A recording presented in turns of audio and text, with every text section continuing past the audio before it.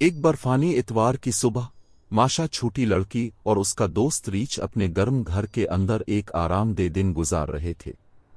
बाहर आहिस्ता आहिस्ता बर्फ गिर रही थी जो दुनिया को सफेद चादर में ढांप रही थी, लेकिन अंदर हंसी और लजीज खाने की खुशबू फिजा में फैली हुई थी।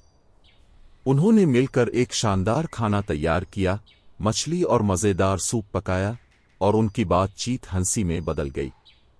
खाने के बाद वो टीवी हॉल में जाकर सोफे पर बैठ गए और अपना पसंदीदा टीवी प्रोग्राम देखने लगे। रंगीन मनाजिर और मिजाहिया किरदारों ने इन दोनों को हंसाया, जिससे खुशियों का एक बेहतरीन लम्हा बना।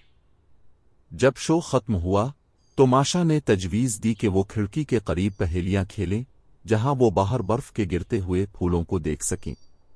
वक्त गुजर गया, जैसे वो रंगीन पहेलियां हल कर रहे थे, उनकी खुशी वाज़े थी।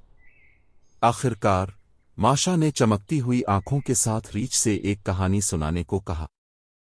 उसने एक गर्म कंबल में खुद को लपेट लिया और रीच ने 2 जादुई कहानियों की तख्लीक शुरू की। इसकी आवाज़ की नरम सरगोशी जल्द ही उसे मीठे ख्वाबों में ले गई, और रीच ने आहिस्तगी से कंबल उसके अर्द गिर्द लपेट दिया, फिर लैंप बंद करके अपने कमरे की तरफ बढ़ गया।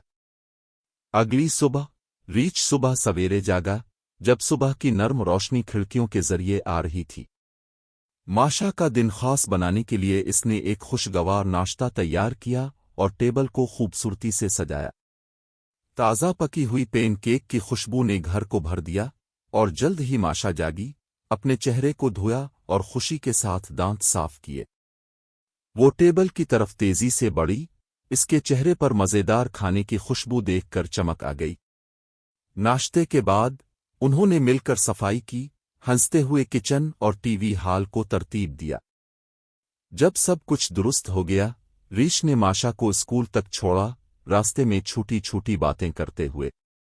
माशा आगे आगे चलती, उसकी हंसी तरोताज़ा सुबह की हवा में गूंज रही थी। इसे छोड़ने के बाद रीच ने अलविदा कहा और मछली पकड़ने के लिए दरिया की तरफ बढ़ा।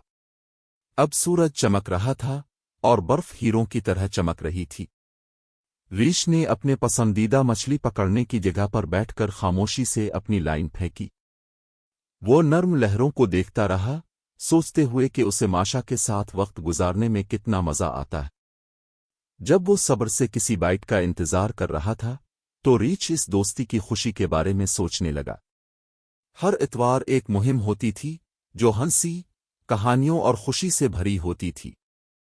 उसने चंद मछलियां पकड़ी, लेकिन जो चीज उसे सबसे ज्यादा अजीज थी, वो माशा के स्कूल से वापसी का इंतजार था, जब वो अपनी कहानियां सुनाने के लिए बेचैनी से आती।